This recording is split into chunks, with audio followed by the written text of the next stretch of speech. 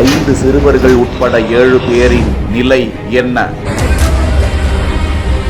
11 மணி நேர தேடுதலுக்கு பிறகு 2 உடல்கள் மீட்பு.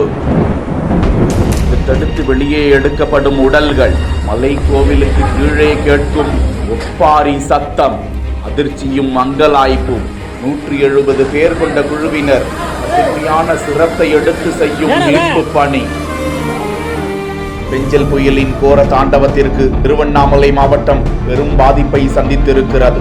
முக்தி தரும் பக்தி ஸ்தலமான திருவண்ணாமலை அருணாச்சலேஸ்வரர் திருக்கோவில் மழை வெள்ளத்தில் பெருத்த சேதத்தை அடைந்து வருகிறது.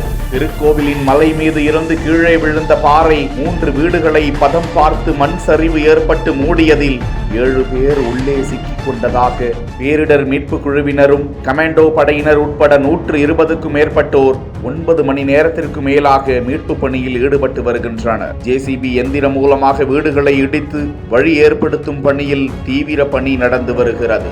ராமாபுரம் கல்லாபி பகுதிக்கு செல்லக்கூடிய பிரதான சாலை 4 கிலோமீட்டர் தூரத்திற்கு முற்றிலும் மண் சரிவு காரணமாக 1500க்கும் மேற்பட்ட மக்களை தவிப்புக்குள்ளாக்கி உள்ளது. இந்த நிலையில் அடுத்தடுத்து 2 உடல்கள் மீட்பு படையினரால் மீட்கப்பட்டிருக்கும் நிலையில் அனைவரும் விரைவில் மீட்கப்படுவர் என அதிகாரிகளால் கூறப்பட்டிருக்கும் நிலையில் அந்த குடும்பத்தினரின் உறவுகள் அப்பகுதியில் திரண்டு வந்து கதறி துடித்து வருகிறார்கள்.